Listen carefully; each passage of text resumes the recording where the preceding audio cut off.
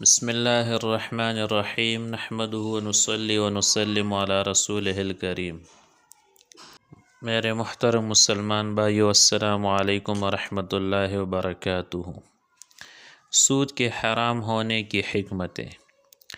اگر کسی کے ذہن میں یہ سوال پیدا ہو کہ آخر شریعت نے سود کو حرام کیوں قرار دیا، اس میں کیا حکمت و مصلحت ہے، تو علماء کرام نے اس کی کچھ حکمتیں بیان کی ہے۔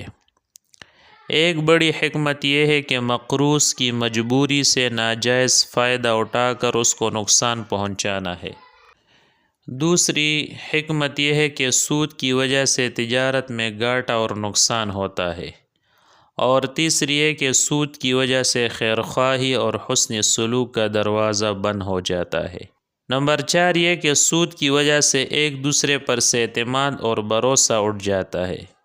اور نمبر 5 یہ کہ اکثر قرض لینے والا فقیر اور دینے والا مالدار ہوتا ہے، جس کا نتیجہ یہ نکلتا ہے کہ جو فقراء پر رحم نہ کرے وہ رحمت الہی کا مستحق کیسے ہو سکتا ہے۔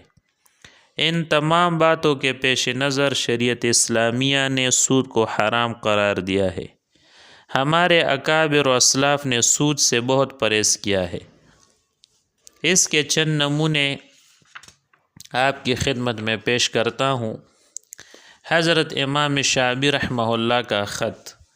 امام شعبی رحمہ اللہ فرماتے ہیں کہ رسول اللہ صلی اللہ علیہ وسلم نے اہل نجران کی جانب خط لکھا تھا، جس میں یہ بات تھی کہ اگر آپ لوگ سود کا استعمال کریں گے تو میرے اور آپ کے درمیان کیا ہوا صلح ختم ہو جائے گا۔ امام شعبی رحمۃ اللہ علیہ فرماتے کہ رسول اللہ صلی اللہ علیہ وسلم سود خور سے صلح نہیں کرتے تھے۔ حضرت محمد ابن سیرین رحمہ اللہ فرماتے کہ حضرت ابی بن کعب رضی اللہ عنہ نے حضرت فاروق اعظم رضی اللہ عنہ کی خدمت میں اپنی باغ کے پھل بطور ہدیہ بھیجے۔ حضرت عمر فاروق رضی اللہ عنہ نے وہ پھل واپس کر دیے۔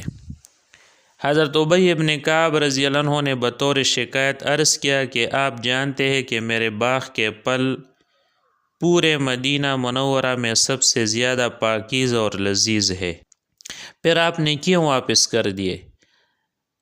کہا جاتا ہے کہ حضرت ابی بن کعب رضی اللہ عنہ نے حضرت عمر فاروق رضی اللہ عنہ سے 10,000 درہم بطور قرض لیے تھے، تو آپ کو اندیشہ ہوا کہ کہیں یہ ہدیہ اس قرض کے احسان کے بدلے میں نہ ہو جائے، جس میں سود کا شائبہ پیدا ہو جائے۔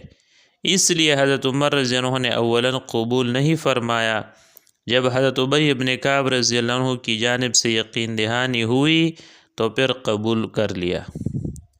امام شعبی رحمہ اللہ فرماتے کہ حضرت فاروق اعظم رضی اللہ عنہ نے فرمایا کہ ہم لوگوں نے 90% حلال چیزوں کو اس لیے چھوڑ دیا کہ ان میں سود کا شائبہ رہتا تھا۔ حضرت ابی بن کعب رضی اللہ عنہ کی نصیحت۔ زر ابن حبیش رحمۃ اللہ علیہ عراق جا رہے تھے تو حضرت ابی بن کعب رضی اللہ عنہ نے انہیں نصیحت کی کہ آپ ایسی جگہ جا رہے ہیں جہاں سود کا رواج ہے، لہٰذا جب آپ کسی کو قرض دے اور وہ شخص آپ کو کچھ ہدیہ دے، آپ اپنا قرض وصول کر کے اس کی عطا اسے واپس کر دیجئے گا۔